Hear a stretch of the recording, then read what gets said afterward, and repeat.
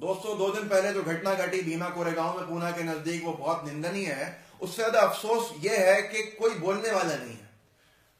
बहुत सारे वीडियोस हैं, बहुत सारे मंच हैं जहां से आरक्षण का विरोध होता है, आरक्षण के ऊपर घंटों बोला जाता है और उस विरोध को जो नहीं करता उसका भी विरोध करा जाता है। लेकिन वो विरोधी आरक्षण का करने वाले, आरक्षण का विरोध करने वाले आज कहां चले जाते हैं? जब दलित समुदाय पर अत्याचार होता है तब उनकी आवाज क्यों नहीं उठती? जब दलित समुदाय को पीटा जाता है तब उनकी आवाज कहां जाती है? जब दलित समुदाय को बेरहमी से मारा जाता है और अत्याचार करा जाता है उन पे, कहां चले जाती है वो विरोध की आवाज जो आरक्षण के लिए उठती है? मैं आरक्षण का विरोधी नहीं हूं, मैं आरक्षण का हितैषी भी नहीं हूं, ना समर्थन करता ना विरोध करता। बहुत गहरा टॉपिक है जिसको डिस्कस करना चाहिए डिटेल में, वो कभी और करेंगे। लेकिन बात इतनी है, आप माने या ना माने, आज भी आप इनसिक्योर हैं दलित समुदाय से, क्योंकि आप जानते हैं उनमें इतनी काबिलियत है कि वो आपसे बहुत आगे बढ़ सकते हैं। इसीलिए सदियों से आपने उनका शोषण करा।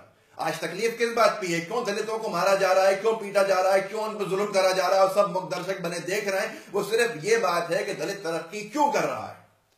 आप बोले या ना बोले, आपको तकलीफ इस बात की है कि दलित आगे क्यों बढ़ रहा है। अस्पतालों पे हमारा कब्जा था, स्कूलों पे हमारा कब्जा था, आज दलित शिक्षक कैसे हो गया? शिक्षित होके शिक्षक कैसे बन गया? आज दलित समुदाय से डॉक्टर इंजीनियर्स क्यों बनने लगे? आरक्षण देना, आप आरक्षण के ऊपर कहते हैं कि ये समाज में संतुलन बिगाड़ रहा है, ये समाज में भेदभाव पैदा कर रहा है। वो भेदभाव जो आपने सदियों से पैदा कर दिया दलितों के लिए, उस भेदभाव का क्या करेंगे आप? यही तरक्की की वजह है कि वो तरक्की नहीं कर पाए, यही बड़ा रीजन है कि आप तरक्की करते हैं, वो तरक्की नहीं कर पाते। जब उनको कुछ थोड़ा सा रिजर्वेशन मिल गया तो आपको तकलीफ हो गई, जब उन्होंने पढ़ लिया तो नौकरियां नहीं मिली तो उसमें आरक्षण देना पड़ा। तकलीफ हमने शुरू करी है, उन्होंने नहीं शुरू करी, इस बात को समझना पड़ेगा। आज इसलिए तकलीफ हो रही है क्योंकि हमारे काम करने से दलित समुदाय मना कर रहा है। आपकी चाहत यह थी कि दलित समुदाय आपकी गंदगी साफ करे, आपके घर का कचरा साफ करे, आपके आसपास को साफ रखे और आप स्वच्छ भारत के नारे लगाओ। स्वच्छ भारत अगर किसी ने रखा है आज आजादी से लेकर आज तक, तो वो दलित समुदाय है। क्रेडिट देना सीखिए। वो दलित समुदाय है जो भारत को साफ रखता हुआ आया है। अगर भारत में किसी ने कोई, मैं बड़ी जिम्मेदारी से ये बात कह रहा हूं, ये बात अपने जहन में डाल लीजिए जो फर्दी राष्ट्रवाद का मुजाहिरा लोग करते हैं। मैं ये कहना चाहता हूं, अगर भारत का कोई मूल निवासी है तो पूरी जिम्मेदारी से कह रहा हूं वो दलित है। कोई 1000 साल पहले भारत में आया है तो कोई 2500 साल पहले भारत में आया है। वो लोग जो अपने आप को फक्र से आर्यन लाइन से कनेक्ट करते हैं, वो ये भूल गए हैं कि दलित ही हमेशा हमेशा से भारत में है और वही मूल निवासी है। स्टेट्स में डिमांड उठती है कि हम महाराष्ट्र हैं तो मराठियों को यहाँ पे ज्यादा प्रेफरेंस देना चाहिए, हम बंगाल में हैं तो बंगालियों को ज्यादा प्रेफरेंस देना चाहिए, मूल निवासी को प्रेफरेंस देना चाहिए। तो भारत में दलितों को प्रेफरेंस देना चाहिए क्योंकि दलित भारत का मूल निवासी है। और अगर आप इंडियन मुस्लिम को कन्वर्टेड मानते हैं तो वो भी भारत के मूल निवासी हैं। फिर कोई 1000 साल पहले भारत में आया है और कोई 2500 साल पहले भारत में आया है। हर इंसान बाहर से आया है, लेकिन दलित हमेशा हमेशा से भारत में है। आपको तकलीफ इस बात की है कि दलित आगे बढ़ गया, आपको तकलीफ इस बात की है कि दलित के हाथ में कलम आ गया। वो दलित समुदाय, आपको बहुत तकलीफ होती है आरक्षण से और सारी चीजों से। मैं फिर कह रहा हूं, मैं न विरोध कर रहा आरक्षण का, न समर्थन कर रहा, लेकिन आपको तकलीफ हो। क्यों देना पड़ा आरक्षण? क्यों देना पड़ा आरक्षण? क्योंकि आपने दलित समुदाय के बच्चों को स्कूल में नहीं आने दिया। जब स्कूल में आए तो उनको जमीन पर बिठा के पढ़ाया। ऊंची जाति का बच्चा टेबल के ऊपर बैठ के पढ़ेगा, टेबल कुर्सी पर, दलित समाज का बच्चा जमीन पर पढ़ेगा। क्या पढ़ाई होगी जब आप उसका मोरल पूरा गिरा देंगे? आपने उससे शिक्षा को दूर रखा ताकि वह आपके काम कर सके। आपने उसको अस्पतालों के अंदर उसका इलाज जानवरों की तरह करा, नीचे लिटाकर, क्योंकि आप अपने ऊंची जाति वालों को ऊपर बिठाते। आप ऊंची जाति वालों के साथ उनको बिठा नहीं सकते थे। क्यों क्यों क्यों आपने उनको गंदगी के पास डाला?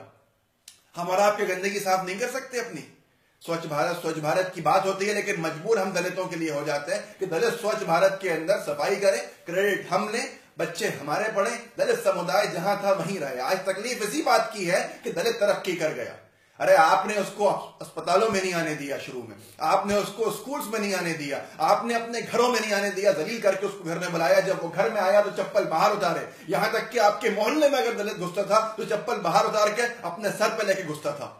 जहां से दलित निकलता था वहां आप धोते थे उस चीज को। आज आपको तकलीफ हो गई। उस वक्त जब उसको तकलीफ हुई थी तो आप कहां थे? अपने पुरखों से आपने कभी पूछा कि उसको क्यों तकलीफ पहुंचाई आपने दलित को? मेरा कोई मकसद नहीं था ये वीडियो करने का, लेकिन मुझे कमेंट्स से तकलीफ हुई। जिन लोगों ने ऊंझा के ऊपर, जिन लोगों ने भीमा कोरेगांव पे दलितों को जिम्मेदार बताया। दलित थोड़ी सी तरक्की कर लेगा तो आपको तकलीफ हो जाएगी। अरे आपने सदियों उसका शोषण करा है, हमेशा आप चाहते थे वो गुलाम बन के रहे। आज उसने आपका कचरा उठाने से मना कर दिया और कलम हाथ में पकड़ लिया, तो इस ना को आप नहीं बर्दाश्त कर पाए, इस इनकार को आप बर्दाश्त नहीं कर पाए, क्योंकि आप चाहते हैं कि दलित आपकी गुलामी करके रहे। आप नहीं चाहते कि दलित तरक्की करे, क्योंकि आपको डर लगता है कंपटीशन से। आप जानते हैं कि अगर दलित समुदाय को बराबरी की शिक्षा दे दी जाएगी तो वो बहुत आगे चले जाएंगे और देश को बहुत आगे ले जाएंगे। ये तकलीफ है आपकी, आप माने ना माने। और ये याद रखिएगा मेरी बात कि जितना दलित मूल निवासी है इस देश में, उतना कोई मूल निवासी नहीं है। जितना हक, अगर आप हक की बात करेंगे तो दलित का है, तो इस देश में उतना किसी का नहीं है, क्योंकि सदियों से दलित इस देश में है और इस देश का असली बाशिंदा है। और जो लोग आरक्षण के विरोध करते हैं, मैं उनसे कहना चाहता हूं कि कम से कम दलितों पे हो रहे अत्याचार पे भी आवाज उठाना सीखो। ये मतलबीपन है, ये सेल्फिशनेस है कि आरक्षण का विरोध कर रहे हो, लेकिन जब दलित समुदाय पर अत्याचार हो रहे हैं तो अपने बिल में घुस के बैठ रहे हो। दलितों को क्यों मारा जा रहा है? क्योंकि उनसे तकलीफ हो गई है, उन्होंने काम करने से मना कर दिया। आपका, उनका हक है, उनको इख्तियार है जीने का, उनको इख्तियार है अच्छी जिंदगी गुजारने का। उनको बराबरी का हक देता है हमारे देश का संविधान। दलितों को एक्सेप्ट करना सीखिए। दलित हमारे भाई हैं। अगर इस देश में प्रधानमंत्री बनेगा तो दलित भी बनेगा एक दिन मुसलमान भी देश का प्रधानमंत्री बनेगा। किसी को तकलीफ नहीं होनी चाहिए अगर हम धर्मनिरपेक्षता की बात करते हैं और हम जात पात से बाहर आने की बात करते हैं। किस बात की तकलीफ है? क्यों हम नेताओं की अपनी बातों में आके एक दूसरे के खिलाफ बोल रहे हैं, एक दूसरे को भड़का रहे हैं एक दूसरे के खिलाफ? अरे हम खुशी से जिए, हम जिंदगी। आज भी छुआछूत बता देता हूं आपको, जो आरक्षण लेके भी अगर चला जाता है, पढ़ लिख कर आगे जाता है, तो उससे कहते हैं अरे आप तो SC ST हो ना, अरे आप तो SC ST हो ना, आपका सरनेम बताना क्या है, जानबूझ के उसको जलील करने के लिए।